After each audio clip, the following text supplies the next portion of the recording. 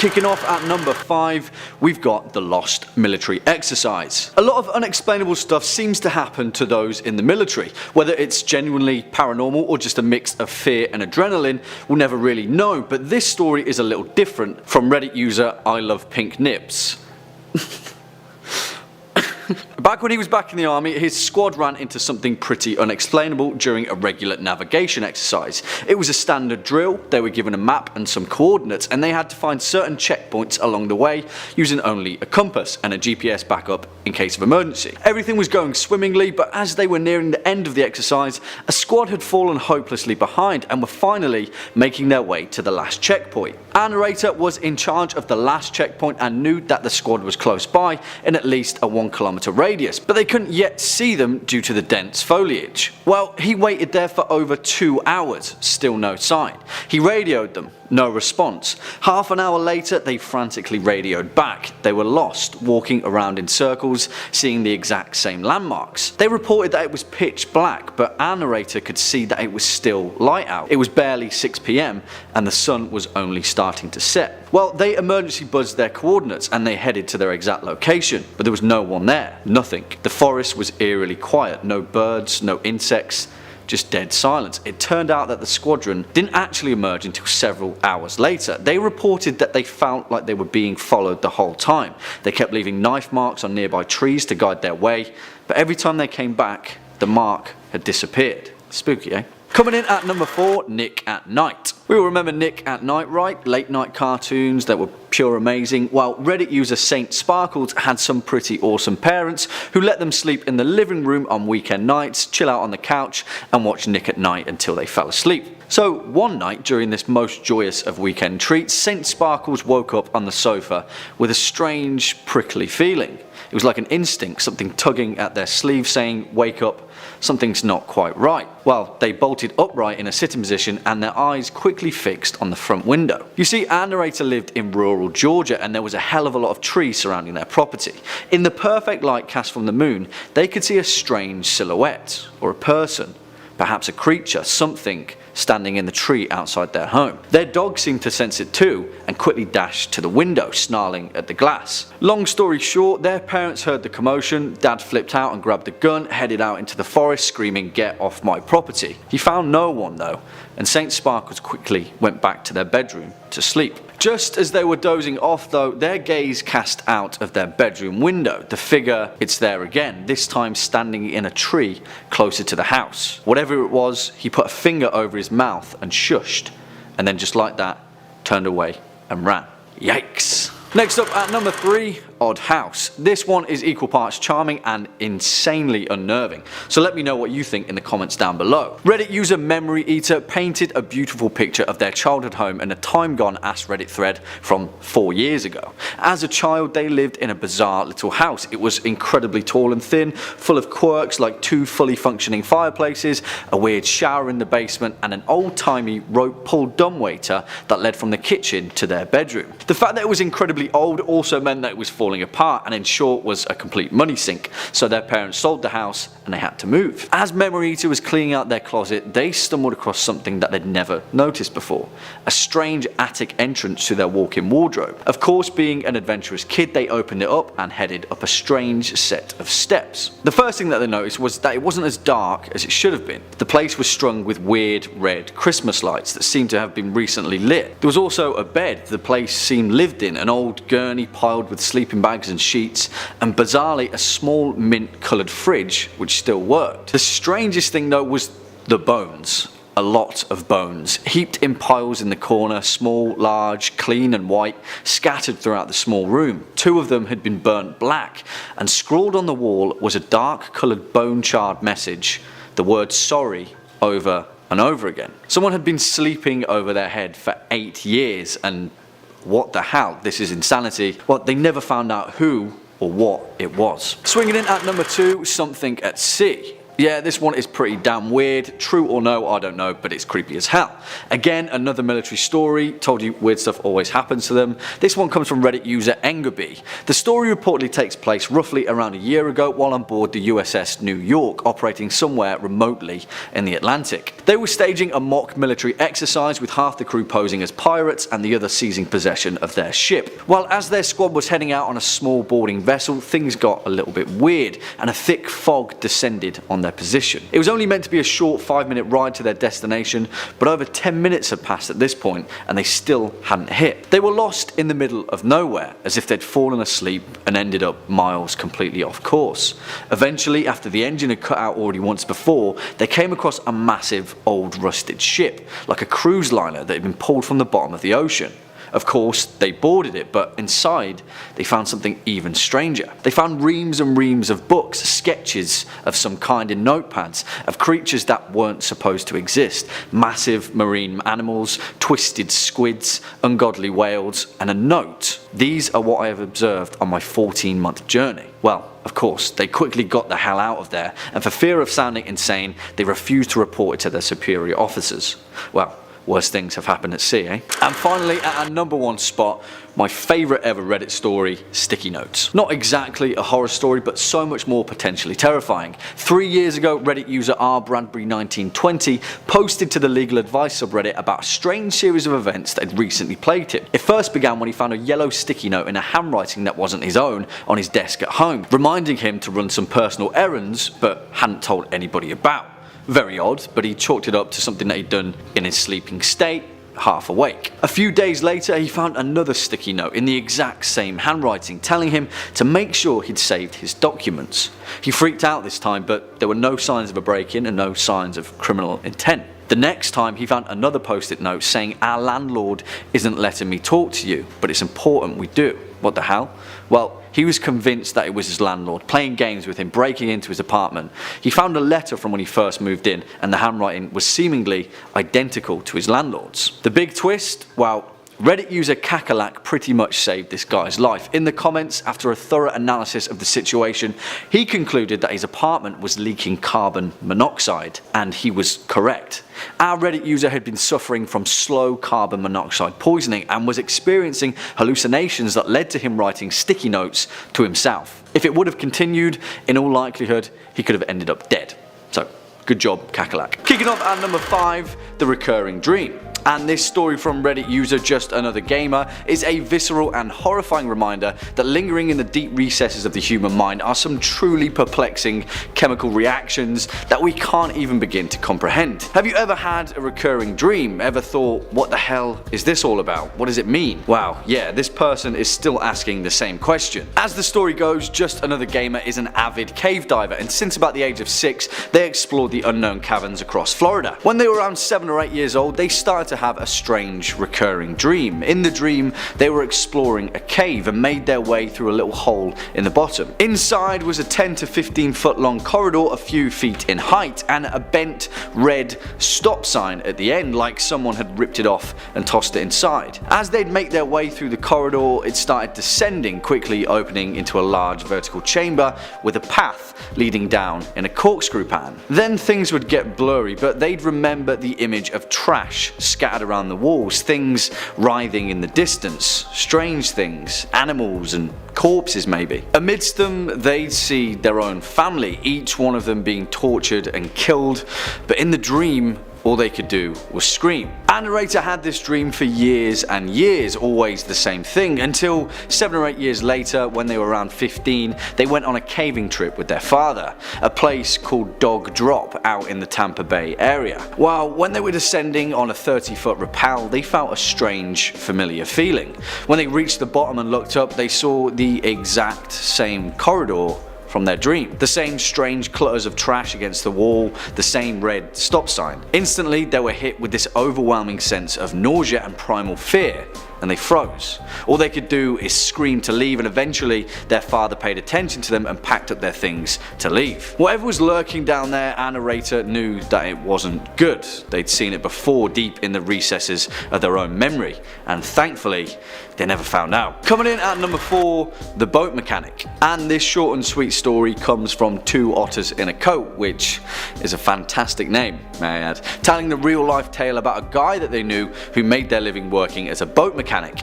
Now, random acts of violence are a different kind of fear, but this one takes it to a whole new level. As the story goes, one Saturday their friend, the boat mechanic, was working alone in their workshop, making some final repairs to a boat that had been brought in. Suddenly, out of nowhere, the mechanic wakes up and he's on the ground. Now, he knew that there was water beneath him just before he's working on a boat, so he assumed that he'd been electrocuted and the shock had knocked him away unconsciously. The strangest part is that he could vaguely sense someone behind him, so he started yelling for help, letting them know that he'd been electrocuted. Whoever was behind him turned and left without a word. He keeps screaming for help until eventually a neighbouring business heard his pleas and came to his aid. Later on though, once he'd been seen by the nearby hospital, he discovered from the police that he wasn't electrocuted at all. According to the police, someone had entered his workshop while he was working and hit him on the back of the head with a mallet from his own toolbox, and nothing was stolen from the shop. Now, this person was never caught and CCTV wasn't clear enough to identify the perp, but as it seems they were walking by and spontaneously decided to knock him out, potentially with the intention of killing him, for seemingly no reason whatsoever. Now that's terrifying. Next up at number 3, the closet. This story comes from Tighty Whitey's 37, which is, yeah. As the story goes, back in 2002 they were living in an old apartment that had been built back in the year 1900, making it just over 100 years old when they moved in. Now, everything in the apartment was great apart from one thing: the bedroom, and in particular the closet in the bedroom, which gave them the unnerving feeling that someone or something was watching them when it was left ajar. So much so that when this particular Reddit user was sleeping, they'd often hear strange gasping noises, and it would seem that they were coming from within the closet. They'd check, nothing there. But for that reason, the closet would always stay closed. A month or so of them staying in the apartment, there was a loud bang on the closet door one night, and our narrator was woken from their sleep. It was pitch black, yet they sensed something that emerged from the closet, standing over them, a pressure holding them down in their bed. And yeah, you could explain this away with sleep paralysis, but the end of this story may just make you think twice. Throughout their stay at the apartment, the encroaching sense of dread from the closet had never quite left, and even their friends would comment on the strange feeling that they felt when in the vicinity of the closet. It got so bad that eventually they had the chance to move to another unit, so they jumped at the opportunity, packed their stuff up, and got the hell out of there. Well, a few years later, the owners were renovating the building when our narrator was walking past the doorway of their old apartment. Curiously, they caught the building manager who was painting in the bedroom and began talking about the strange feeling that they felt whilst living there. Without thinking twice, the building owner explained that the former tenant of the apartment had committed suicide.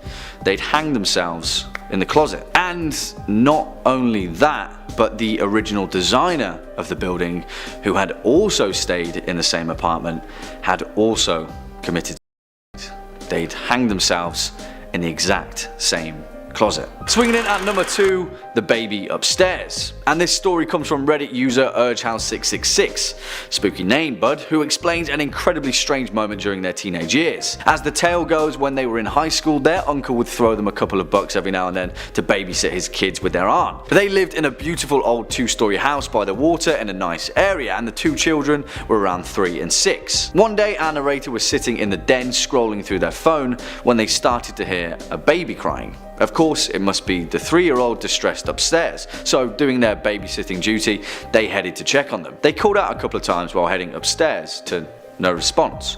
They called for their aunt to see if she was dealing with it.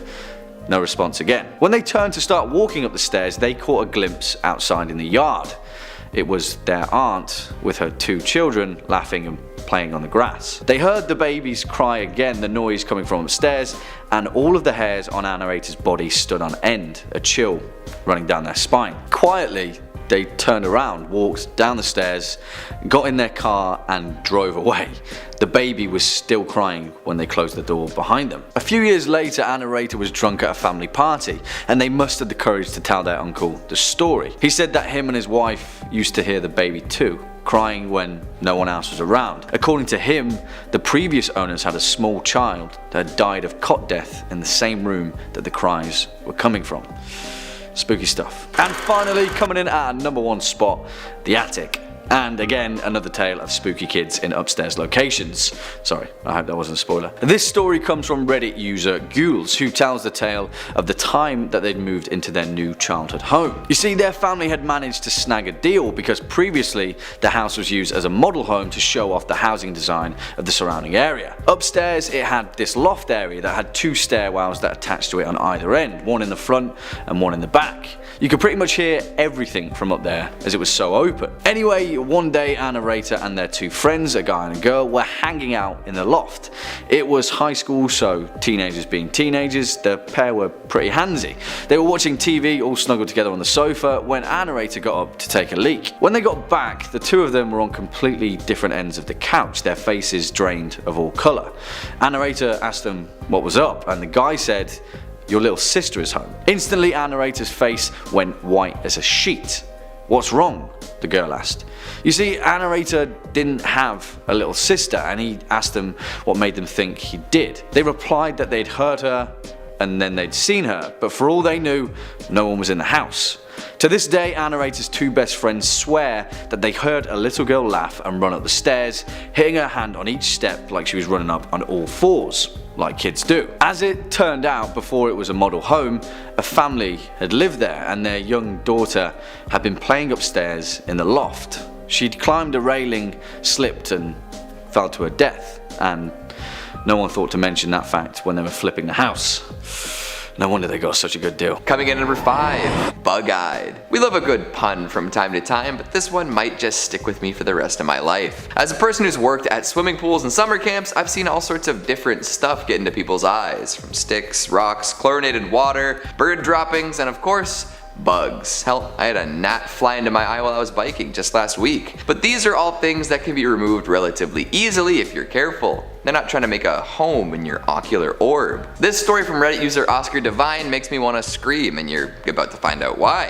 It goes like this. I've told this story before. I'm an eye doctor and I had a patient come to me with an infected eyelid 2 other eye doctors tried to treat and failed. They were dumping all sorts of medicine into it and it wasn't getting any better. At this point it was swollen and painful for weeks with no improvement despite being on tons of meds. Apparently neither of them thought to flip the lid upside down, you know, the gross trick that some kids do with their upper eyelids. It was a painful maneuver for her very swollen eyelid, which might explain it. Anyhow, there appeared to be what looked like a visible abscess inside the tissue with thick, gooey material.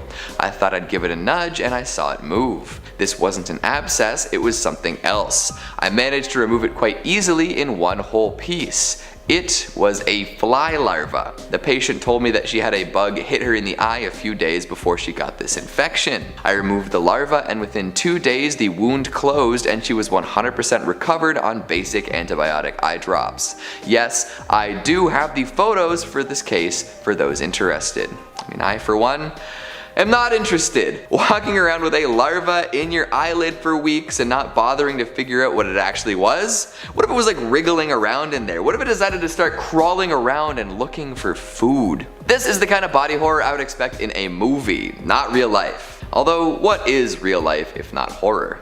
Let's keep moving. Coming in at number 4, we've got some unwelcome tenants. This is a personal fear of mine played out right before someone's very eyes. The idea of a silent, sneaky, and altogether uninvited individual deciding that the nooks and crannies of my home are free real estate just drives me nuts. And the worst bit is you're living in blissful ignorance of this until something finally sticks out and other patterns reveal themselves. Those bumps in the night? That wasn't the house settling or whatever other explanation your grandmother might have given you. That was a squatter moving around in the dark. All that food seemingly going missing. It sure wasn't partially forgotten midnight snacks or your friends being greedy, if you know what I'm saying. Those times the motion sensing lights went off in the middle of the night.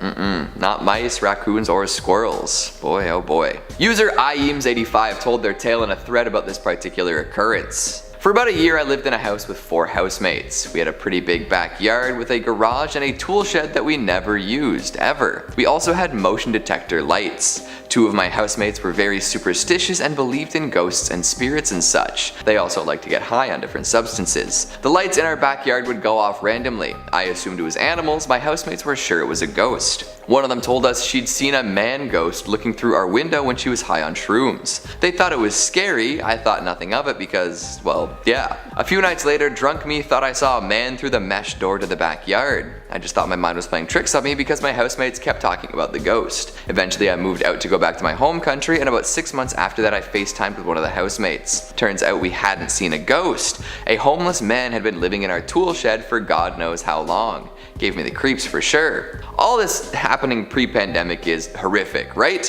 But imagine it happening now. You're always home, and they have smaller windows to get out of their hiding spot. What if somebody died while in your home because they couldn't get enough food or couldn't get outside and you didn't even know until you smelled something funny? That's not an experience I ever want to have. Coming in at number 3, we've got Pus-Brain. Not 2 words you really want to see together, right? Well, just listen to this story from user Slappy McSlappenstein. It speaks for itself. When I worked in healthcare, I had a patient who got a sinus infection. He stopped taking his antibiotics after a few days because he felt better. His sinus infection came back with a vengeance. When he got to the emergency department, he was presenting with stroke symptoms. The infection had spread to his cranial cavity. There was so much pus that it was twisting his brain. No one thought he would survive the surgery. The family was advised to expect the worst, but amazingly he actually survived. He ended up needing 3 more surgeries to wash out and spent almost 2 months in the hospital. So take your full dose of antibiotics, people. How are we feeling about this one? A little headache? Checking in on your sinus health? Because that is absolutely bonkers. This dude essentially had to have a brain enema because of the filth built up in his dome. That stuff comes back with a vengeance, like he said, if you're not careful. So listen to your local healthcare worker and finish your antibiotics regimen. Coming in at number 2, we've got the Suffocation Station. In a lot of creepypasta stories, folks who are left near some dangerous chemical or enclosed space often go mad. You know, self-mutilation, murder, hideous mutations, the works. In this story though, the folks put in an unsafe situation don't end up doing a whole lot of that. They just die, and they die quick. We live in a cruel world, and if the folks running companies aren't careful or tend to cut corners, a lot of bad stuff can happen. Take it from Reddit user Animator Spaminator. I heard this from my grandpa. He used to work in the oil/gas industry. His father actually owned the company. Anyways, they had these huge tanks full of some deadly gas that's heavier than oxygen. Some guy went down to measure the size of the tank, suffocated, and died. Another guy found him at the bottom, wanted to help him, and he went down after him, suffocated, died after falling off the ladder down. Third guy does the same. Eventually, my grandpa finds 3 dead bodies at the bottom of a large tank, all having suffocated on this toxic gas. They have vents in these tanks now, which is good. Yeah, the poor grandpa. Imagine strolling into work and discovering not 1, not 2, but 3 dead bodies. All because of an invisible assailant that robbed the oxygen from their lungs. And finally at number 1, we've got the Outback Backpack Killer. If I was ever to visit Australia, I would be on the lookout for killer animals, bugs, and temperatures.